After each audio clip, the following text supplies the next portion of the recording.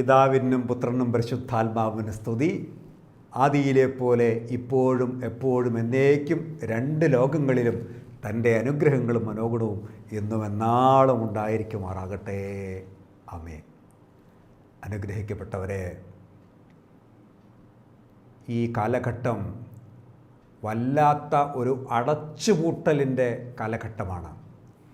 മനുഷ്യർക്ക് മനുഷ്യരോട് ഇടപെടാൻ പറ്റാത്തൊരു കാലഘട്ടം, തുറന്ന് സംസാരിക്കാൻ പറ്റാത്തൊരു കാലഘട്ടം.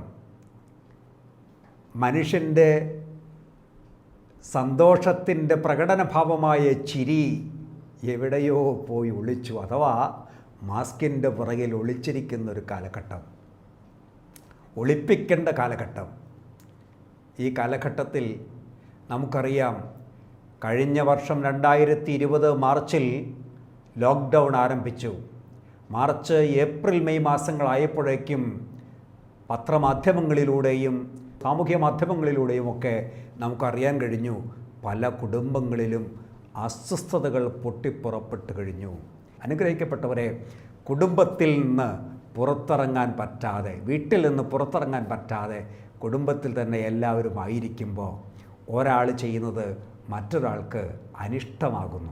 അഥവാ ഒരാൾ ആഗ്രഹിക്കുന്ന വിധത്തിൽ മറ്റുള്ളവർ ഇടപെടാതെ വരുമ്പോൾ, പ്രവർത്തിക്കാതെ വരുമ്പോൾ അവിടെ അസ്വസ്ഥതയുണ്ടാകുന്നു. എപ്പോഴും മനുഷ്യൻ്റെ അടിസ്ഥാനപരമായ ഒരു ആഗ്രഹവും ആവശ്യമാണ് എപ്പോഴും സന്തോഷിക്കുക, സുഖിക്കുക എന്നുള്ളത്. അത് എപ്പോഴും എങ്ങനെയും ലഭ്യമല്ല എന്ന് നിങ്ങൾ മനസ്സിലാക്കണം. സുഖം മാത്രമാണ് ജീവിതത്തിലുള്ളതെങ്കിൽ എങ്ങനെയാണ് സുഖത്തെ തിരിച്ചറിയുന്നത്? ദുഃഖമുണ്ടാകുമ്പോഴാണ് സുഖത്തിൻ്റെ അനുഭവം തിരിച്ചറിയാൻ നമുക്ക് കഴിയുന്നത്. അനുഗ്രഹിക്കപ്പെട്ടവരെ, ഇന്ന് പല കുടുംബങ്ങളും അസ്വസ്ഥമാണ്.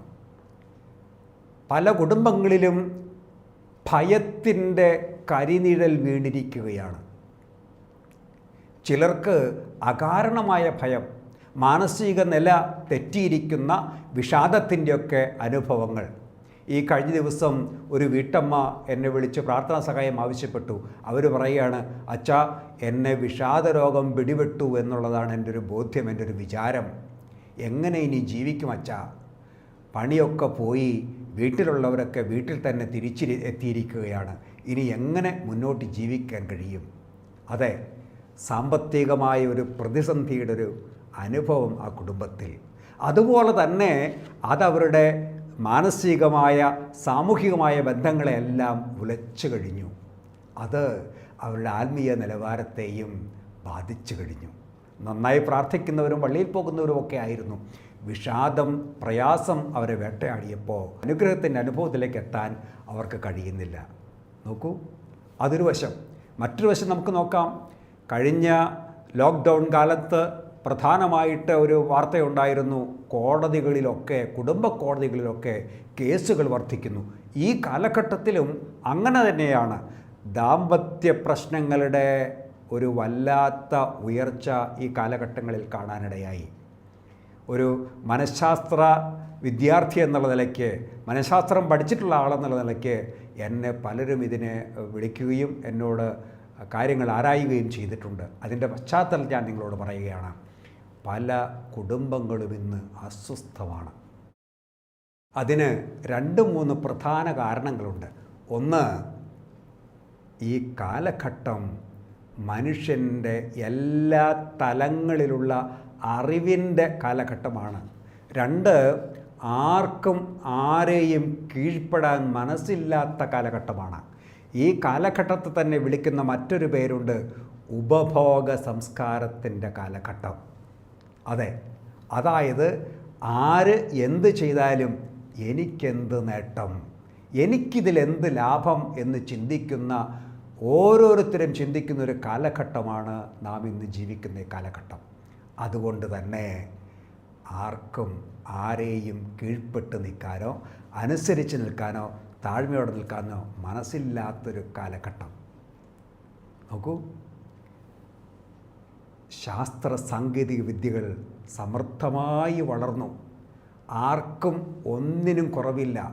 വീട്ടിലെ ജീവിത പങ്കാളികളിൽ സ്ത്രീ ചിന്തിക്കുകയാണ്, എനിക്കും അവകാശമില്ലേ, ഞാനും മനുഷ്യ സ്ത്രീയല്ലേ, എനിക്കും ഇതുപോലുള്ള ആഗ്രഹങ്ങളും മോഹങ്ങളുമൊക്കെ ഇല്ലേ, ഞാനെന്താ അവഗണിക്കപ്പെട്ടതാണോ, ഞാനെന്താ താഴ്ന്നു പോകേണ്ടവളാണോ, എനിക്കും അവകാശങ്ങളില്ലേ എന്നുള്ളതാണ് അവരുടെ ചിന്ത.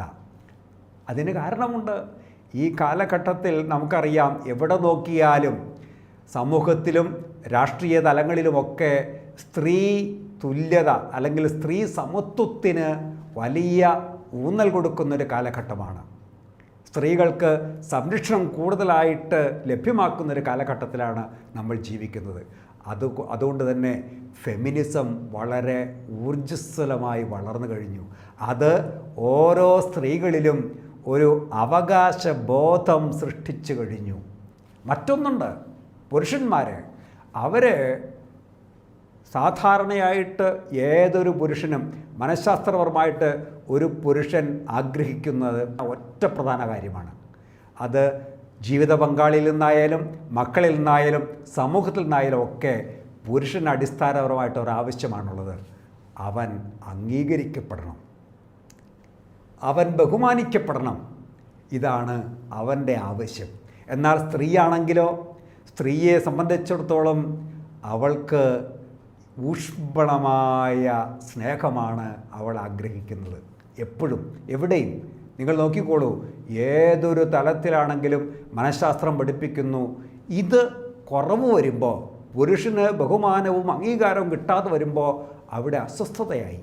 സ്ത്രീക്ക് ഊഷ്മളമായ സ്നേഹവും സുരക്ഷിതത്വവും കിട്ടാതെ വരുമ്പോൾ അവിടെ അസ്വസ്ഥതയായി. അതാണ് കുടുംബകലഹങ്ങളുടെ ഒരു പ്രധാന അടിസ്ഥാന കാരണം. അതെ, അങ്ങനെയെങ്കിൽ ഇപ്പോൾ ഈ കാലഘട്ടത്തിൽ സാമൂഹിക മാധ്യമങ്ങളിലൂടെയും പത്രമാധ്യമങ്ങളിലൂടെയും സ്ത്രീ വിമോചന പ്രസ്ഥാനങ്ങളിലൂടെയുമൊക്കെ സ്ത്രീകളും ബോധവൽക്കരിക്കപ്പെട്ടു കഴിഞ്ഞു. നിങ്ങൾക്കറിയാമോ, പണ്ട് ആദ്യകാലങ്ങളിൽ ട്രേഡ് യൂണിയനിസം അഥവാ തൊഴിലാളി സംഘടനകൾ ഉണ്ടായത് എന്തിനാണ്, എങ്ങനെയാണ്? അവരുടെ അവകാശങ്ങളെ നേടിയെടുക്കുന്നതിന് വേണ്ടി, അവകാശ സംരക്ഷണത്തിന് വേണ്ടിയാണ് വാസ്തവത്തിൽ ട്രേഡ് യൂണിയനുകൾ ഉണ്ടായത്, തൊഴിലാളി സംഘടനാ പ്രസ്ഥാനങ്ങൾ ഉണ്ടായത്. ഇന്ന് നേരെ തിരിഞ്ഞായി കാലം. ആ തൊഴിലാളി സംഘടനകൾ അവരുടെ അവകാശ സംരക്ഷണത്തിൻ്റെ പേരിൽ മറ്റൊരു വിഭാഗത്തെ അടിച്ചമർത്തുകയും അതിനെ ദുർവിനിയോഗം ചെയ്യുകയും ചെയ്യുന്നു. വാസ്തവമാണത്. നിങ്ങൾ ചിന്തിക്കുക. ഞാൻ ആരെയും കുറ്റപ്പെടുത്തുകയല്ല, ഒരു വാസ്തവം പറഞ്ഞു എന്നുള്ളത് മാത്രം.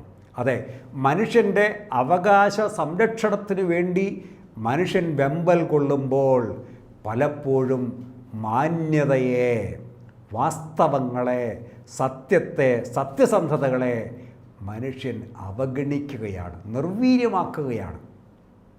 അതാണ് ഈ കാലഘട്ടത്തിൽ പ്രധാനമായിട്ടും അസ്വസ്ഥതകളുടെ പ്രധാന പ്രശ്നമായി മാറിയിരിക്കുന്നത്.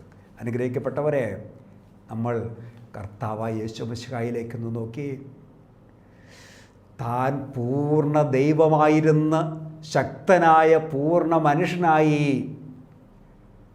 കാലിത്തൊഴുത്തിൽ കണ്ണു തുറന്നതു മുതൽ കാൽവരിയിൽ കരള് കുത്തി തുറക്കപ്പെട്ടതുവരെ ദണ്ഡനവും പീഡയും അപഹാസ്യങ്ങളും ഒഴിവാക്കലുകളുമാണ് അനുഭവിച്ചിട്ടുള്ളത്. അതെ, വിശുദ്ധ വേദപുസ്തകം പരിശോധിക്കുമ്പോൾ ആദിയോടന്തം നമുക്ക് കാണാൻ കഴിയും.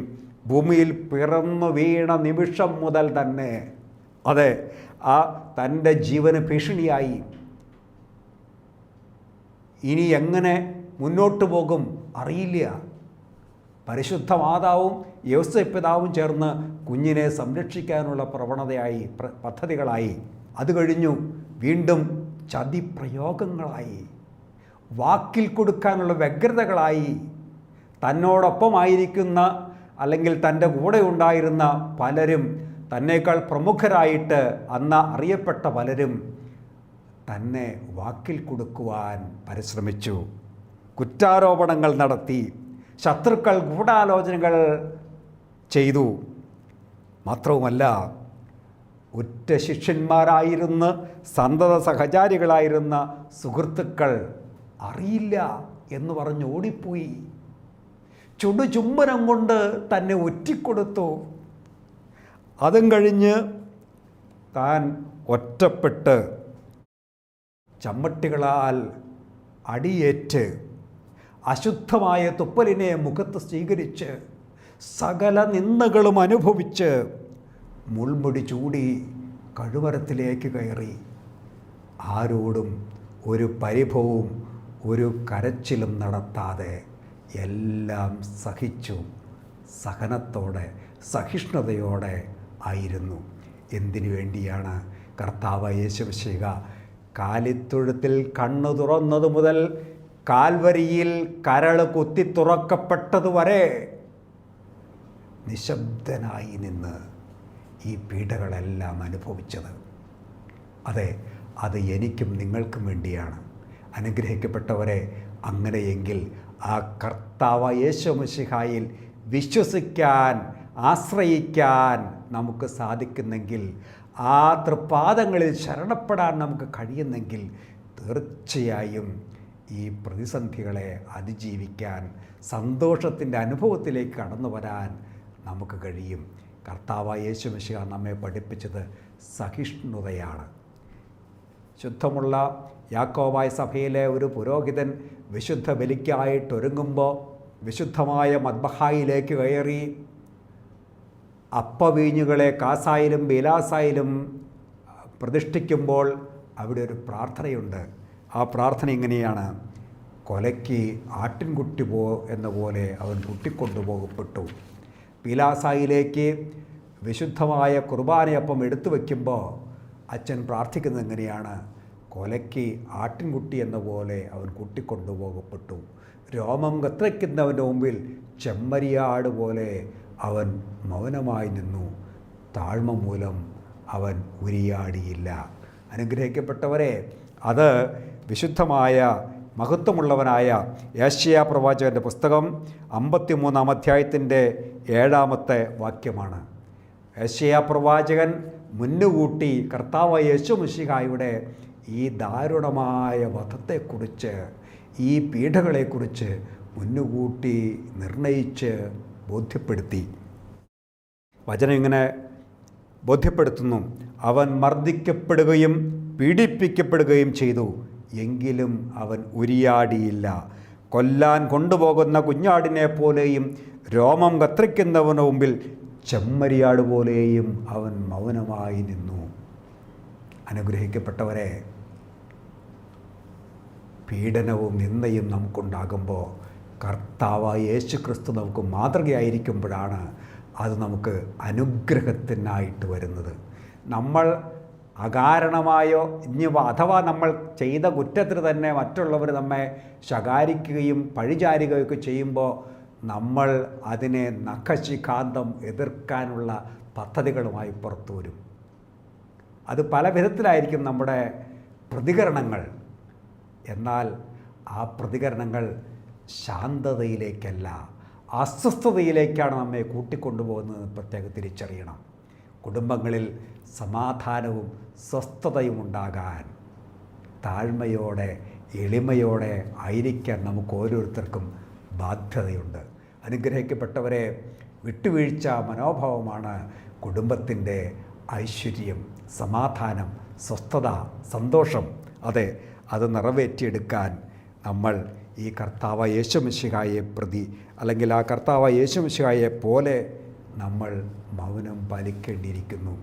ശുദ്ധമുള്ള യോഹന്നാൻ്റെ രക്ഷാസുവിശേഷം 19-ാം അധ്യായത്തിൻ്റെ 9-ാമത്തെ വാക്യത്തിൽ നാടുവാഴിയായ പീലാത്തോസ് പൂർണ്ണ ദൈവമായ യേശുവിനോട് ചോദിക്കുകയാണ്: നീ ഏത് നാട്ടുകാരനാണ്? അതെ, ലോകം മുഴുവനെയും സൃഷ്ടിച്ച ദൈവമാകുന്ന യേശുവിനോട് മനുഷ്യനായ പീലാത്തോസ് ചോദിക്കുകയാണ്: നീ ഏത് നാട്ടുകാരനാണ്? അപ്പോഴും അവൻ മറുപടി ഒന്നും പറഞ്ഞില്ല. അവൻ മൗനമായി നിന്നു. അതെ, ലോകത്തിൻ്റെ സൃഷ്ടാവ് മൗനമായി നിന്നു. അനുഗ്രഹിക്കപ്പെട്ടവരെ, നമ്മളിൽ കൂടുതൽ യോഗ്യതകൾ നമുക്കുണ്ടാകാം, നമുക്ക് കൂടുതൽ ബോധ്യങ്ങളും വിവരവും വിജ്ഞാനവും ഉണ്ടായേക്കാം.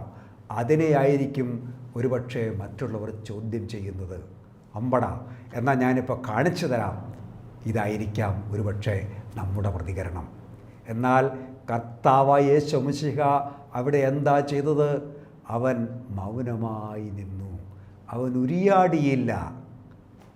തൻ്റെ പ്രാഗൽഭ്യമോ മിടുക്കോ തെളിയിച്ചു കൊടുക്കാൻ അവൻ തയ്യാറായില്ല.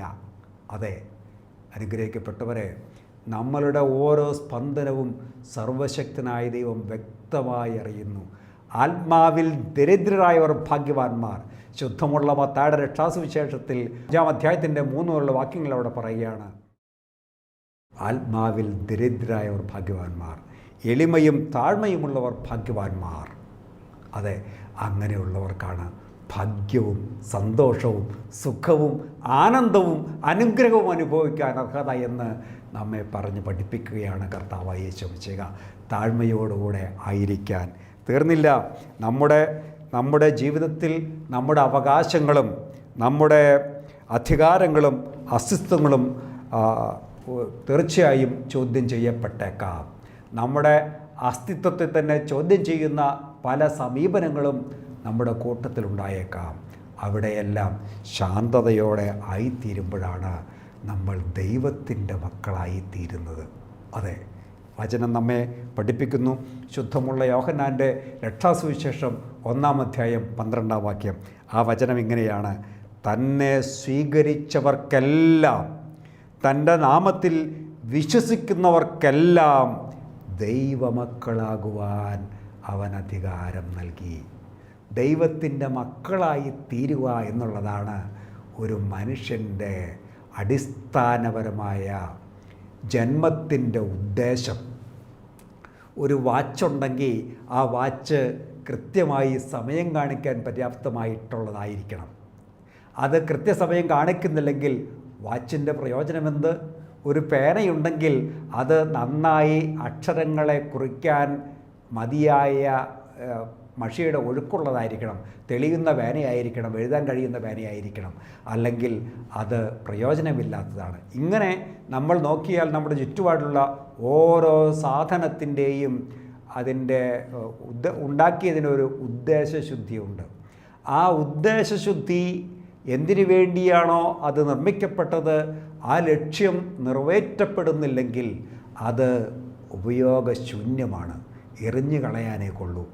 അനുഗ്രഹിക്കപ്പെട്ടവരെ, മനുഷ്യരായ ഞാനും നിങ്ങൾ സൃഷ്ടിക്കപ്പെട്ടിട്ടുണ്ടെങ്കിൽ തീർച്ചയായും ദൈവത്തിൻ്റെ രൂപത്തിലും ഛായയിലുമാണ് നമ്മൾ സൃഷ്ടിക്കപ്പെട്ടതെങ്കിൽ ആ കർത്താവായ യേശു മിശിഹ നമ്മെ പഠിപ്പിച്ച അതേ അനുഭവത്തിലേക്ക് നമ്മൾ ആയിത്തീരുമ്പോഴാണ് നമ്മൾ എന്തിനു വേണ്ടി നിർമ്മിക്കപ്പെട്ടോ ആ ഉദ്ദേശത്തിൻ്റെ പൂർത്തീകരണത്തിലേക്ക് നമ്മൾ ആയിത്തീരുന്നുള്ളൂ. അപ്പൻ ആഗ്രഹിക്കും, മാതാപിതാക്കൾ ആഗ്രഹിക്കും മക്കൾ മാതാപിതാക്കളെ പോലെ ആയിത്തീരണമെന്ന്. അല്ലെങ്കിൽ അവരാഗ്രഹിക്കുന്ന നല്ല നിലവാരവും അവർ ആഗ്രഹിക്കുന്ന നല്ല അന്തസ്സിലും മക്കളായിത്തീരണമെന്നുള്ളതാണ് മാതാപിതാക്കളുടെ മോഹം. അതിനു വേണ്ടിയാണ് അവർ പരിശ്രമിക്കുകയും അധ്വാനിക്കുകയും ജീവിക്കുകയും പോലും ചെയ്യുന്നത്. അവരുടെ ജീവിതം മുഴുവനും ആ മക്കൾക്ക് വേണ്ടിയാണ്. അങ്ങനെയെങ്കിൽ ആ മക്കൾ ആ മാതാപിതാക്കളെ ധിക്കരിച്ച് അവരുടെ തോന്നിയാസം ജീവിക്കുകയാണെങ്കിൽ അതുകൊണ്ട് എന്ത് പ്രയോജനം? നമ്മൾ ചോദിച്ചിട്ടല്ല നമുക്ക് സർവശക്തനായ ദൈവം ഈ ജീവിതം, ഈ ജന്മം നമുക്ക് നൽകിയത്. അതെ, സർവശക്തനായ ദൈവം നമ്മോട് കൽപ്പിക്കുകയാണ്. ശുദ്ധമുള്ള റോമാലേഖനത്തിൽ 9-ാം അധ്യായത്തിൽ 17-ാമത്തെ വാക്യം അതിങ്ങനെയാണ്. വിശുദ്ധ ഗ്രന്ഥം ഫറവോയോട് പറയുന്നു: ഭൂമിയിലെങ്ങും എൻ്റെ നാമം പ്രഘോഷിക്കപ്പെടുന്നതിനും എൻ്റെ ശക്തി നിന്നിൽ വെളിപ്പെടുന്നതിനും വേണ്ടിയാണ് നിന്നെ ഞാൻ ജീവിക്കാൻ അനുവദിച്ചത്. അതെ, അത് പുറപ്പാട് പുസ്തകം 9-ാം അധ്യായത്തിൻ്റെ 16-ാം വാക്യത്തിൽ നമുക്ക് ഇത് തന്നെ കാണാം.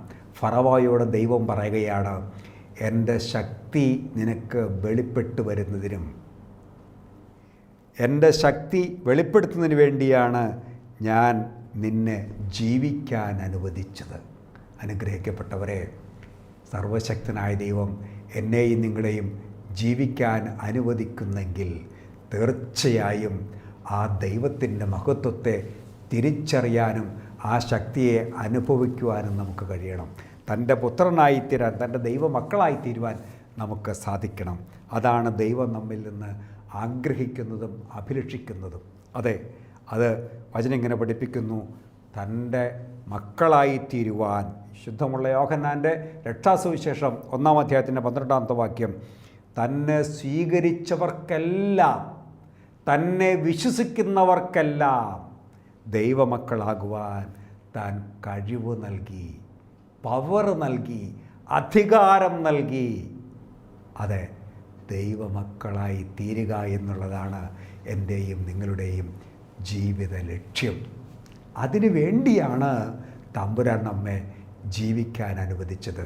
ദൈവത്തിൻ്റെ ശക്തി വെളിപ്പെട്ടു വരാനാണ് ദൈവം നമ്മെ ജീവിക്കാൻ അനുവദിച്ചത്. തീർച്ചയായും ആ ശക്തി നമുക്ക് അനുഭവയോഗ്യമായി തീരണം.